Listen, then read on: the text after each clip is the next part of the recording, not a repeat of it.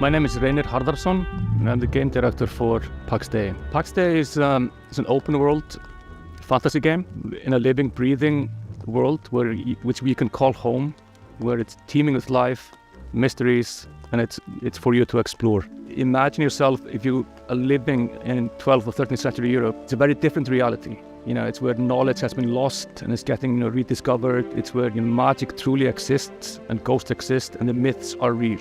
And this is kind of the inspiration we take to build it. It's basically going back to the roots of what fantasy means and building a fantasy world based on real-world mythologies. And so we go very much into the roots. So we're using a lot of medieval literature and medieval bestiaries and grimoires, using real-world magic, actual recipes for healing and ointments, and using the real-world magical properties of plants.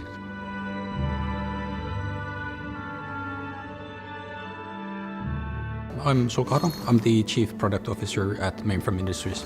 So Pax Dei, maybe the way to explain it would be, imagine you're in this amazing, beautiful world. It's huge. And you find yourself in a forest, and your mission is to find a plot for where you start building a home. And from that home, you will go on to adventures to explore the world. And this is the core of what you're doing as a player. But not only are you building that home yourself, you will actually find other players to build a whole village and do the adventures together and improve the quality of life of your clan, to be able to do all of this in this social fashion and really cooperate with other players rather than doing it alone. And seeing other people building similar villages and cities and being able to go to them and trade and do all of the social interaction you ever imagined you would be able to do the game. So with the lore, we have wanted to create something that is fairly deep and rich and grounded in reality, but something that is actually not a direct copy of any of the history. So there's multiple types of ruins, there's the dungeons, and you will be able to find snippets of the lore from the eras when these were created in the game itself.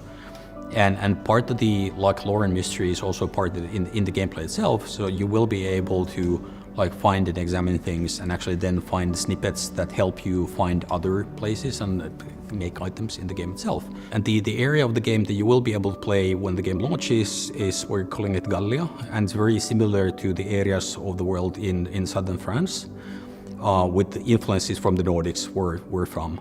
The development team were mostly Europeans. Obviously, we are living in Europe, where there's a lot of culture and lots of historical influences around us. So we're here in this 14th century castle shooting this, and actually I've been coming here multiple times, and seeing the evolution and history of Europe is obviously had a massive influence in how we've made the game, where all the items, all of the nature is something we actually seen in Europe, and so we want to reflect this very medieval feel in the game.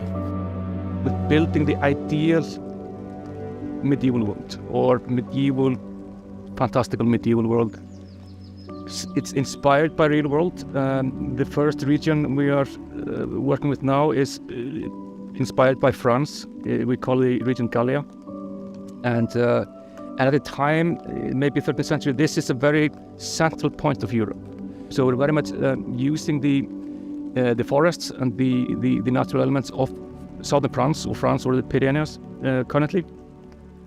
And this means that the flora is authentic in the sense that the combination of flowers and wildlife matches. Here we have thousands of years of lore building, which we have in folklore and mythologies and and religions, and we built it straight into the game. If you find something in the game, it is highly likely that this thing actually exists in the real world, and you can read about it on Wikipedia. As an example, the legend of the basilisk. All right, how do you defeat the basilisk? We're not going to tell you, but there are a lot of folklore about how the basilisk is defeated. The way we're thinking about the creatures is we talk about the subjective reality of people living in the Middle Ages. So instead of trying to mimic Middle Ages as they were, we're thinking about what were the things that people believed in the era, and all of that is real. So the deeper you start to adventure in the world from the safety of your home, the more fantastical things will become, the more dangerous the creatures are you will be experiencing. And we're really, again, trying to draw from the lore of the Middle Ages. So if you've seen creatures that were believed to exist in the Middle Ages, you're likely to meet at least some of them in the game itself.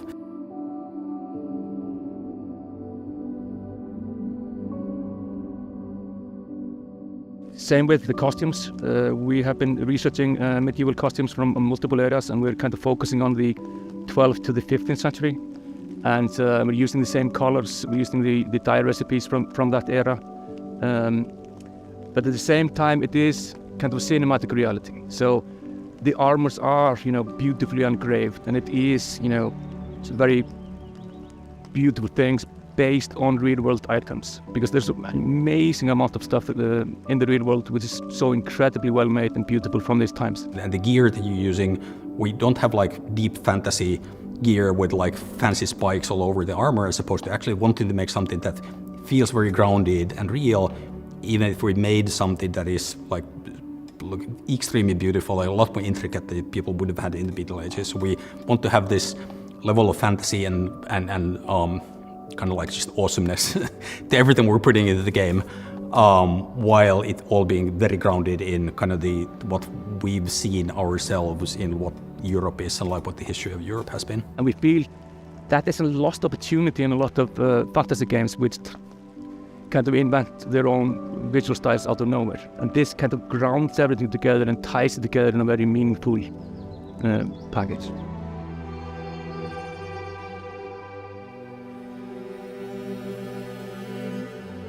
So what we're building is, we're calling it the social sandbox. We're putting the least amount of barriers to entry on how you can actually interact with other players. Where most MMOs actually put a lot of blocks in how you can cooperate with the other players, and we're fundamentally different. So from the first minute when you start playing the game, you will be able to do everything you imagine with the other players. So you can trade, other people can actually help you.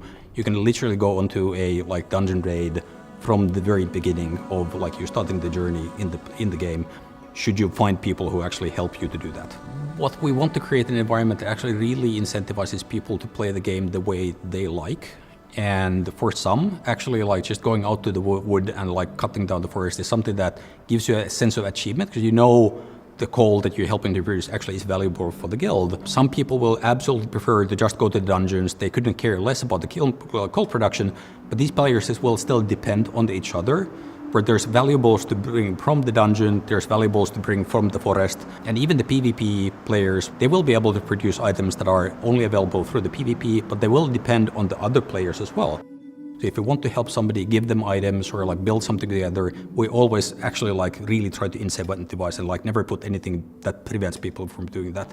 And the things we want to achieve with this, the things like when a new player signs up, rather than them being something that for the experienced people, it being very difficult to play with that new player, we actually want that new player to be a very valuable commodity to the existing old guilds. So you actually want to get the new people into the guild because they can help you immediately. So for example, crafting the armors, you obviously need a lot of coal to be able to do the blacksmithing. And a new player can just immediately after signing up, you can get them to your home, give them an axe, show how to cut down the tree, how to bring the wood to a kiln. And that's immediately valuable for the guild as something that the new player can do. And you will need to continue to do this even after you've been playing the game for a very long time.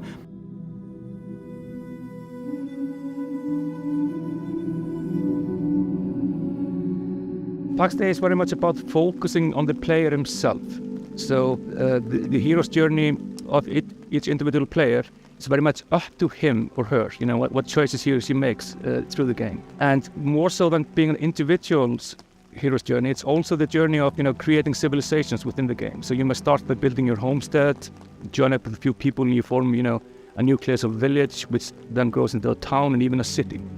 And then you can, build communal buildings like, market squares, you can build churches, you can build blacksmithing guild houses, and then you can join up with other cities, you can form baronies, and you basically build civilizations within the game. And at the highest end, you're building kingdoms. And everything is focused on the player, both in cooperation, competition, and conflict, because we feel that's really where the magic lies in letting many people playing together, rather than having everybody playing their own, individual story. Historically, endgame is defined as your first level up, and once you're at the level cap, the endgame begins, and you start, for example, grinding for gear. Essentially, in Pax Dei, you start at the endgame. We don't have a level progression. There are like means of progressing, but what we've created is an environment where you kind of get to choose the like how to play the game in a manner of like flexibility that you typically find only in the end game, and the end game style elements you maybe would find is like once you've been like exploring the world is there's a deep level of just basically politics that you can involve in because we have the communities building. Somebody's going to need to lead the communities. With PvP, you need to rally your troops to actually go and do things, and you will be able to do things like corner the market in how like people are able to get resources and who are the best crafters. So there's this deep layer of social interaction that we're building into the game, and all of the kind of things where you can be like a master of in the real world, you kind of can master in Pax Dei. All of our systems tend to focus on this, not only in like clan tools or how the player economy is run, but also creating positions of power within the feudal system and within the organizations in the game. So this is a game where we build civilization from the ground up with all the positions of power involved in a feudal system, and we find that incredibly exciting. And this means that you don't start as a level 1 knight, you become the knight. You don't start as the leader of the guild of blacksmiths, you become it. And there's only one pope.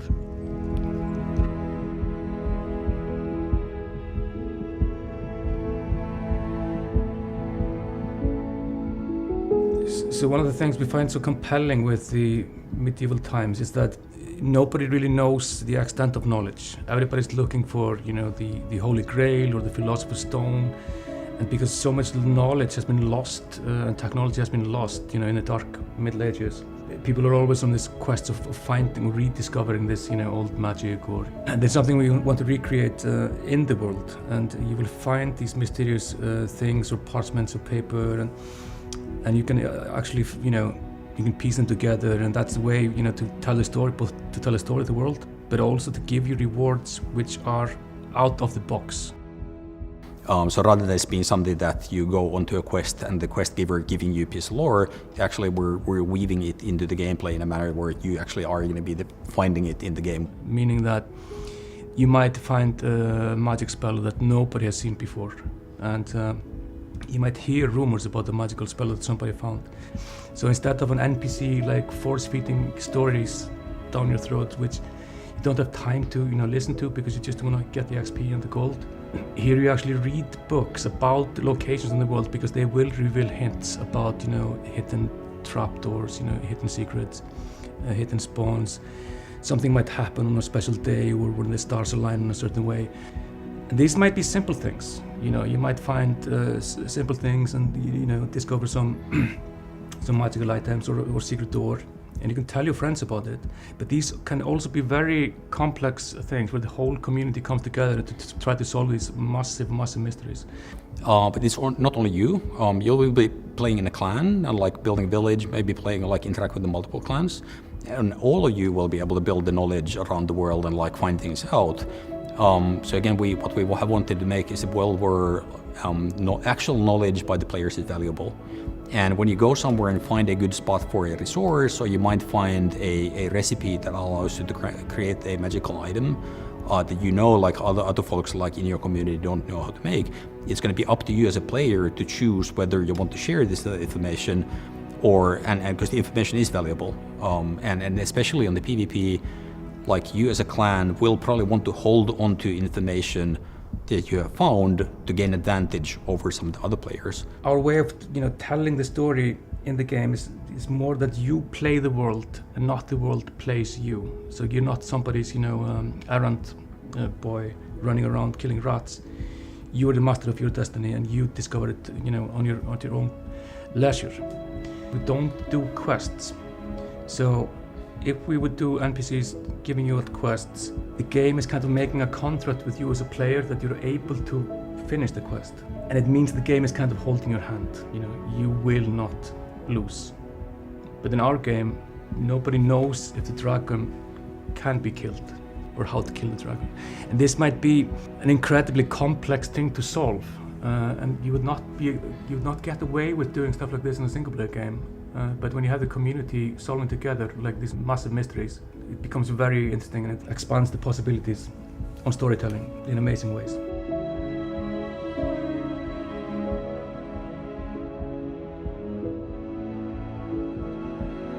We're using Unreal 5 as our game engine, and it has some really amazing features set in order for us to build these massive worlds. We have millions of objects, with millions of trees, with millions of flora and fauna that's living and dying and breathing, and you can interact with everything in it.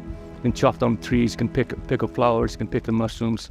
But what Unreal enables us to do is that it enables us to render this crazy amount of items in photorealistic detail.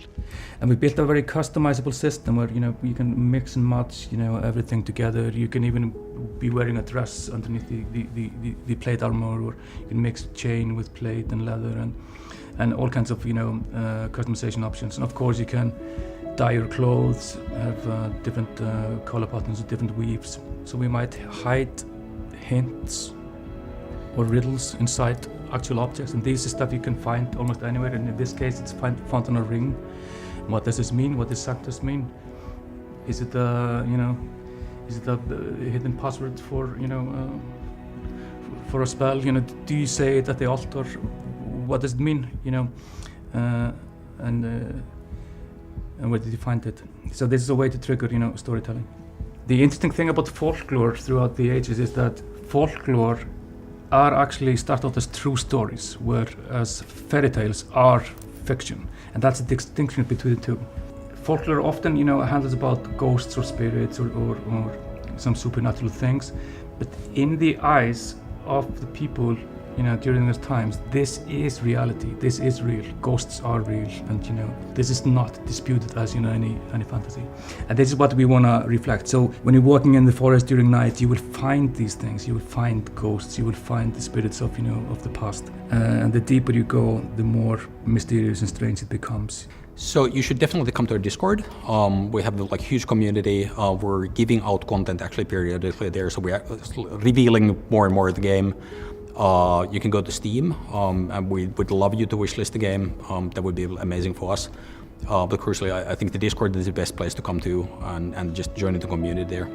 To get involved in Pax Dei, you should go to our webpage, sign up for the alpha, go to the Steam, and wishlist us there, and join our Discord community, which is ever growing. It's very interesting things happening there, and I'll see you in game.